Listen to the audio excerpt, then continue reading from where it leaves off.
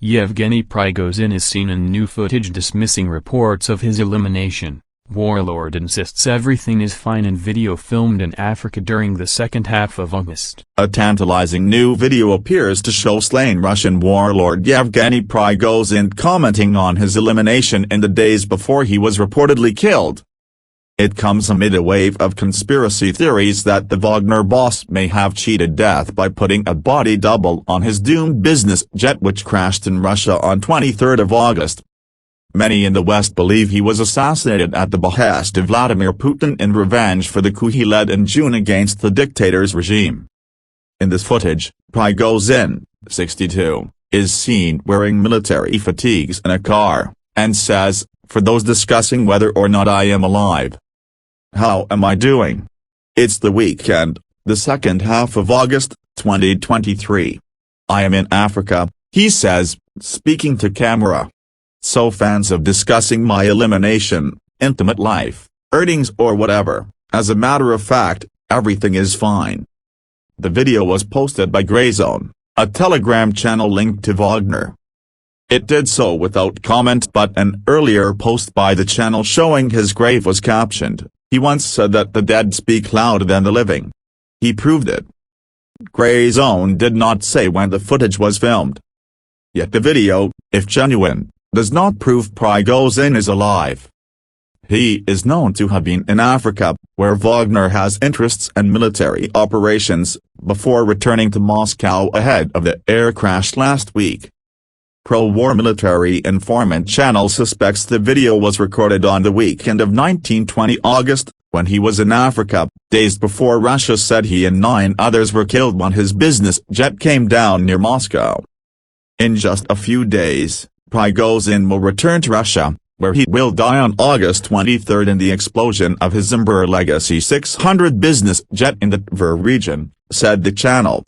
A special chill runs from the literally prophetic words of the head of the Wagner PMC, who ironically mentions his possible liquidation. Such a timing fits with the claim in the video that he was alive in Africa in the second half of August 2023. He does not mention the air crash in the footage. Release of the clip came after it emerged on Wednesday that a woman mourner who came to pay her respects at the Prigozhin grave in St. Petersburg was the wife of a man used by the warlord as his reported body double. It was initially reported that the woman was his wife, but further footage appeared to suggest it was in fact Irina Krasavina, the spouse of Prigozhin's main body double Leonid Krasavin, who actually attended the St. Petersburg necropolis. There is no wreath at the tomb from Prigozhin's wife Lyubov, 52, yet there is one signed by mother. Photos appeared to also show his eldest daughter at the scene. A swirl of unconfirmed speculation suggested that Krasavin may have been on the plane rather than Prigozhin. A Russian passport was earlier found showing Krasavin's picture but in Prigozhin's name, along with photos showing the Wagner warlord in a variety of costumes. Prigozhin is known to have been paranoid about security and to have used body doubles and other methods to disguise his movements. On Wednesday, the Kremlin spokesman said deliberate wrongdoing is among the causes of the plane crash that killed Prigozhin last week. Speaking to reporters during his daily conference call, Presidential Press Secretary Dmitry Peskov said that different versions of what happened exist and are being considered by Russian investigators. "Let's put this way," Peskov said, "one version includes deliberate wrongdoing.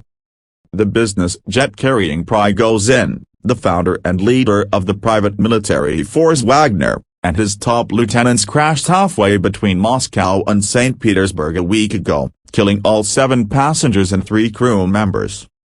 The Interstate Aviation Committee, the Moscow headquartered body that oversees civil aviation in most former Soviet republics, said in an online statement Wednesday that it was not currently investigating the crash, although the agency has an accident investigation division. Peskov said there can't be an international investigation into why the plane plummeted from the sky, and he urged reporters to wait for the Russian Investigative Committee to complete its review. The committee said last week that it opened a criminal case to look into possible flight safety violations, a standard procedure in Russia when there is no immediate reason to suspect foul play. The crash occurred exactly 2 months after Prigozhin mounted a short-lived armed rebellion against Russia's military leadership, posing the biggest challenge to President Vladimir Putin's authority in his 23-year rule. The Kremlin has denied involvement in the crash. Western officials and analysts expect the private Wagner army to continue operating, particularly in the Sahel region of Africa, where Russian mercenaries have provided security against extremist organizations like Al-Qaeda and ISIS. "I am sure they'll find a replacement for Prigozhin," European Union Foreign Policy Chief Josep Borrell said Wednesday after chairing talks among EU defense ministers. Wagner will continue to operate in the service of Putin in Africa, doing what they do, which is not contributing to peace in the Sahel or the defense of the rights of Saharan Africans, Borrell said. Africa is vitally important to Russia, economically and politically. This summer, Wagner helped secure a national referendum in the Central African Republic that cemented presidential power. It is a key partner for Mali's army in battling armed rebels, and it contacted the military junta in Niger that wants its services following a coup. Expanding ties and undercutting Western influence in Africa is a top priority as the Kremlin seeks new allies during its war in Ukraine, where Wagner fighters helped Russia win a long and bloody battle for the city of Bakhmut. Africa's 54 nations are the largest voting bloc at the UN, and Moscow has actively worked to rally their support for its invasion. Russian telegram channel AST54 reported, "Some say that the video is old, while others say that it is new and Prigozhin really survived and is in Africa. They say that he does not have access to the internet around the clock and could not immediately respond to the situation with the crash of his personal plane." But the channel stressed, he also did not address the plane crash, suggesting that the video was recorded before the crash. There are no descriptions from those who posted the video. The actual recording date is unknown. It is assumed that the video could have been recorded a few days before the crash, around August 20th. Then Prigozhin really was in Africa, and later flew to Russia, where the plane crash occurred. Yet why is he discussing his death? There was no sign of this before the crash.